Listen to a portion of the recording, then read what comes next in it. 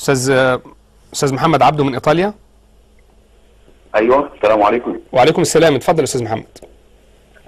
حضرتك احنا اولا بنحيي قناه الجزيره على التغطيه الرائعه، يعني بجد انتم مخلينا فعلا جوه الحدث في مصر واحنا قاعدين بره مصر وشايفين كل حاجه بتحصل. يعني احنا رافضين طبعا كل اللي حضرتك قلته دلوقتي من الممارسات اللي اتخذت مع المرشد اثناء التحقيقات معاه، بس احنا طالبين من قناه الجزيره يعني طلب تاني لو تقدر تجيبه لنا.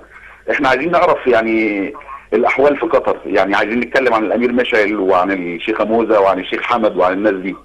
لا، احنا الجزيرة مباشر مصر مهتمة فقط بالشأن المصري وليس بأي شأن آخر، يعني نحن قناة متخصصة في الشأن المصري، يعني فإذا أردت أن تطالب أحدا آخر بغير ذلك فلك هذا، أما نحن فمتخصصون ونحن نعلنها صراحة أننا متخصصون في الشأن المصري. حضرتك بتقول إن في حرية وأنا برد عليك. يعني حضراتكم بتتكلموا، اوكي اديني فرصه اتكلم واقول رايي. يعني اتفضل يا فندم، تحت امرك، اتفضل بكل اريحيه. اوكي، انا رافض كل حاجه بتحصل مع الاخوان المسلمين مع اني ضدهم، يعني انا من التيار الليبرالي ومعاه بقلبي وربي، ورافض كل الحاجات اللي الناس اللي من التيار الليبرالي بيعملوها مع الاخوان المسلمين، بس احنا بنسالكم يعني بنوع من الحياديه، خليكم حياديين زي ما انتم بتقولوا، وقولوا لنا الاخبار بتاعت قطر يعني، وعرفونا يا سيدي. انا برضو برد عليك يا استاذ محمد، انت ذكرت رايك وانا احترمه جدا، لكن كيف تطالبني ان اعطيك ما ليس في يدي وأن أمنحك ما لا أمتلكه؟ أنا الجزيرة مباشر يعني مصر.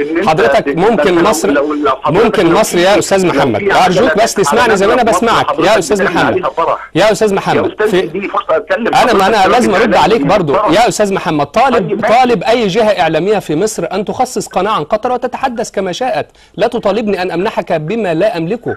أنا لا أملك ذلك كقناة ولا كفرد. دي عندك حق فيها، أحترم في حضرتك. عشان كده بقول لك اسمعني، هتكلم مع الاعلام الفاسد بتاعنا ان هو يرد عليه. عموما يا سيدي احنا بنشكركم على اللي انتوا عملتوه في البلد، وبشكر حضرتك شخصيا يعني بما ان حضرتك لهجتك مصريه، اشكرك يعني. انا بشكرك جدا وانا اعتز بمصريتي. استاذ محمد عبده من ايطاليا.